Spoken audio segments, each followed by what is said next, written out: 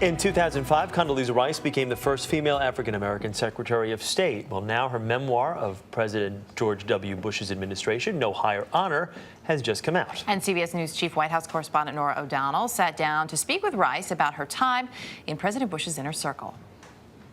As Condoleezza Rice revisits the 8 years she spent as President George W. Bush's National Security Advisor and Secretary of State, we asked her about President Obama's decision to end the war in Iraq. The president announced that we will pull all troops out of Iraq by the end of this year. Are you glad to see the war coming to a close? I am glad to see the war coming to a close, but I had hoped that there might be a residual U.S. presence there. You think the Obama administration made a mistake by not negotiating to have a residual force in Iraq? Well, by all accounts, they did negotiate for a residual force and apparently couldn't get the deal done. I wasn't inside the negotiations, so I don't know the full story of that.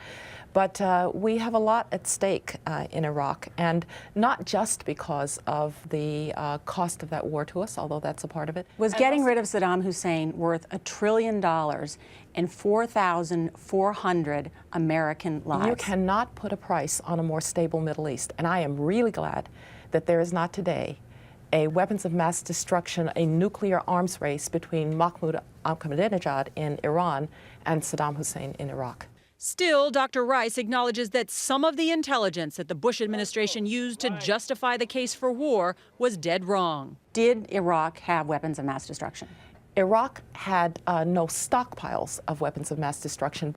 The critics have charged that the focus on Iraq meant that you took your eye off the ball in Afghanistan. President Obama's record in terms of terrorism, how would you rate it? Well, President Obama has built very well on the legacy and the institutions and the mechanisms that President Bush left him. But when you look at the numbers, would you give President Obama credit? He has killed more al-Qaeda leaders in 3 years in office than President Bush did in his entire 8 years in office. Well, of course, the important thing is that we were able to capture their field generals. And people like Khalid Sheikh Mohammed were able to tell us how al-Qaeda operated. We were much safer at that point. But you have to give Obama credit. I mean, he helped catch Osama bin Laden. I've just said he's done very well in using the mechanisms and the information that was left to him.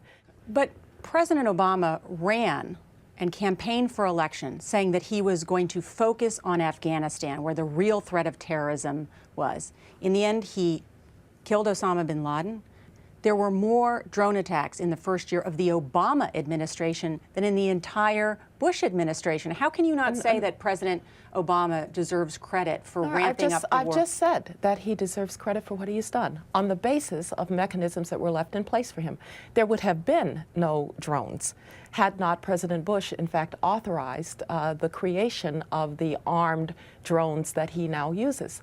There would have been no information about where Osama bin Laden was had it not been for the courier that was identified in 2007 that led us to Osama bin Laden. In order to win a complicated war like this, one has to be consistent and persevere.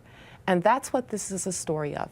American perseverance over 2 presidencies, over 10 years, to weaken al-Qaeda, but not yet to defeat it.